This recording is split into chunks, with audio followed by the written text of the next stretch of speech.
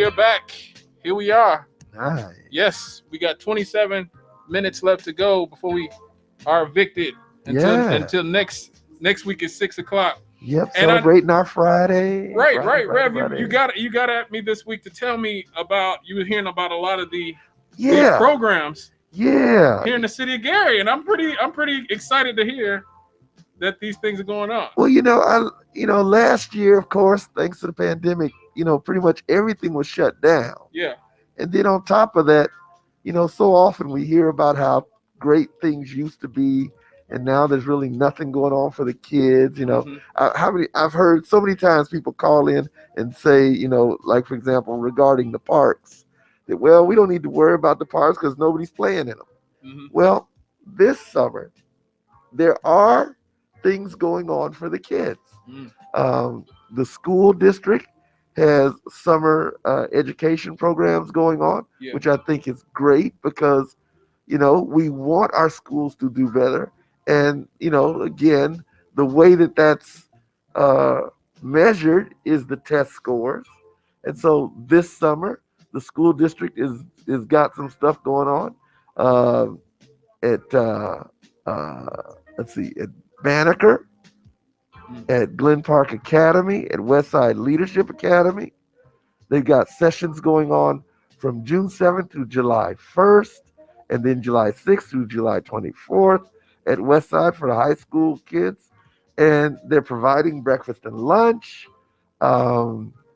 It's an opportunity for you to, improve, get your game up in whatever areas that you're struggling, young people.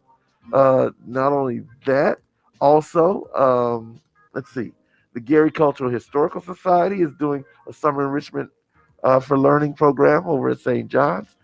It lasts until July 7th, and this one is also free, just like one school district is doing. And in addition to academics, they're also exposing kids to music and the arts. I mean, that's a great opportunity. Again, it's free. And then another one, let's see here. Just saw it. The Boys and Girls Club. Yes, I was just looking at that. Yes, they are doing big stuff too. Yeah. Now, where did I put that one? Because they've got about the summer Kid Stop program. Yeah. They're it's being held at all 9 of their clubs here in Northwest Indiana. That's Cedar Lake, East Chicago, Gary, Hammond, Lake Station, Portage, South Haven, Duneland, and Valparaiso. So yes, so your kids don't have to be sitting around just saying, "I'm bored. I don't have anything to do." And you know what? I wasn't able to find out about this. I do remember that Junedale's Little League field had gotten renovated. So who knows? We could be hearing the sounds of summer. Yes. Coming out of Junedale again soon. Yes. I mean, things are turning around. I'm hoping you're right. Things are turning around. I am willing to acknowledge when things are going well. I don't get my kicks complaining. Yeah. I don't get my kicks saying what a terrible thing, the terrible things are going on.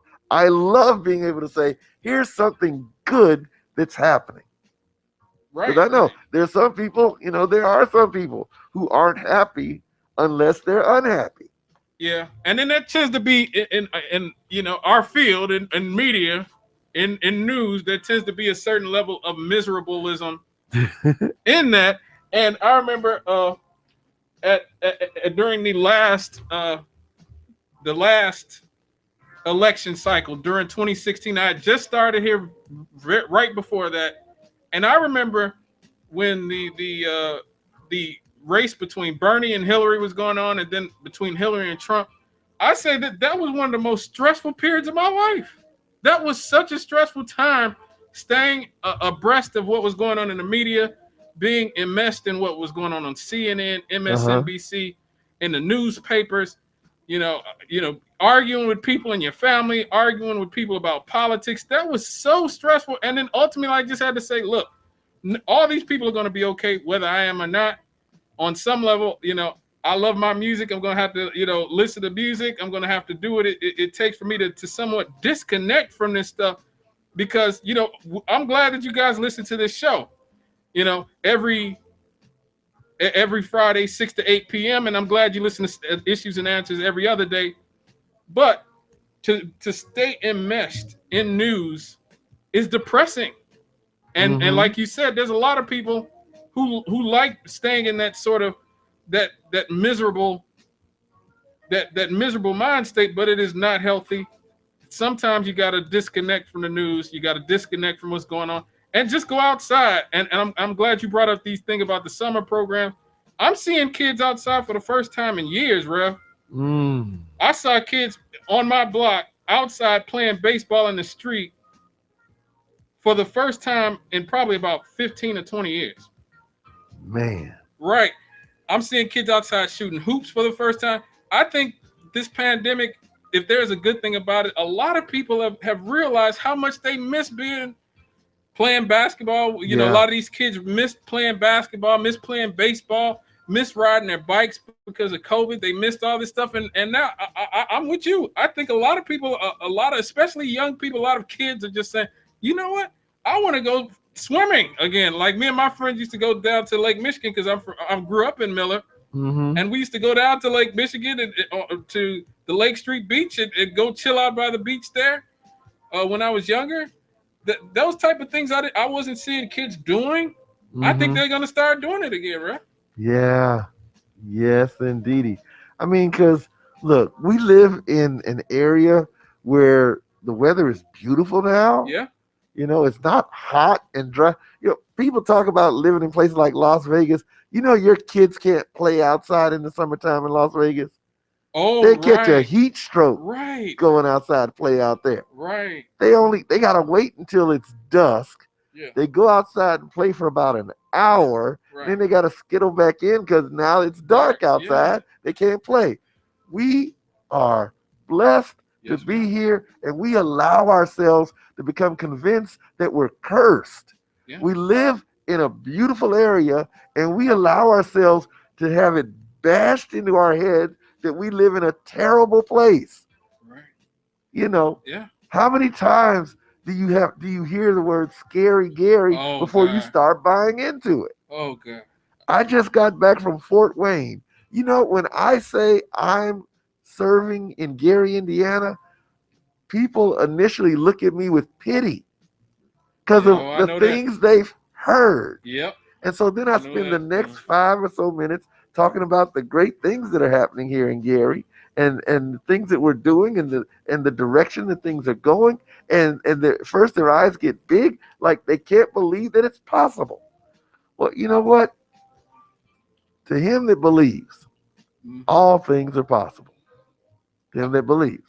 Absolutely. I absolutely agree with you. I got to give a big shout out to Sam Love, who's always out and about, the editor of the Gary Anthology that I was a part of, but he works in the community. He's always putting things up. Please, if you're on Twitter, anybody, follow him at Gary Area.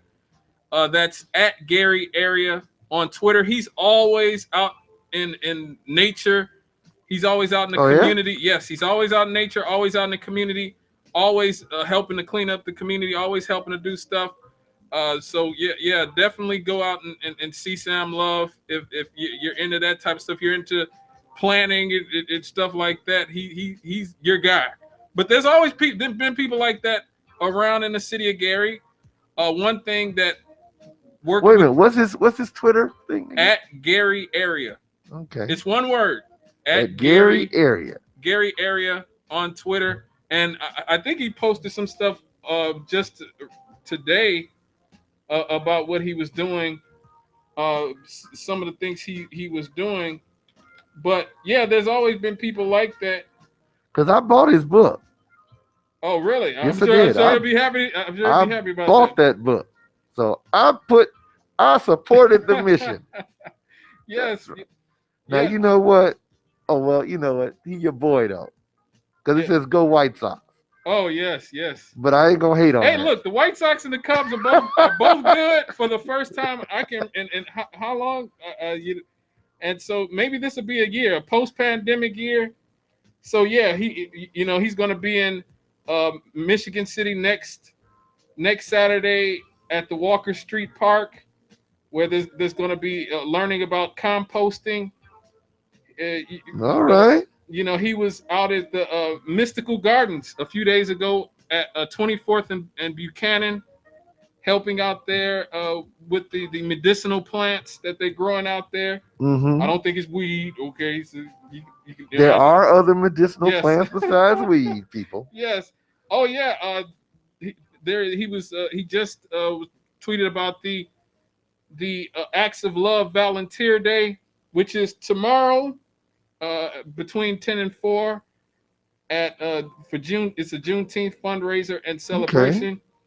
And let me see. It's on Grant. It's at the Grant Street Theater on Grant. Oh, on Grant and Ridge Road. Yeah. So the Acts of Love Volunteer Day. So yeah, there's definitely things going on, and I think, like I said, this pandemic, it was a curse. I agree, it was a curse. But if sometimes out of destruction comes creation. Yeah. And there's definitely a feeling. I've heard a lot of people compare it to the Roaring '20s. People have said coming out of World War I, there was the Roaring '20s, and people just wanted to celebrate after the pandemic of 1919, the Spanish flu, and in the World War I. People just wanted to go out and celebrate. I think you're going to see a lot of that here. So, So yeah, this is not the time to be a miserablest and just let Fox News, CNN, MSNBC, ABC, CB, Fox, all these people just get into your head and convince you that you have to be miserable in order to stay in tune. Like I said, a lot of times I like to just listen to some music and dance and not have to even be worried about it. But we got to take a break real quick. When we come back, we're gonna give a shout out to all the big guys out there, the fathers.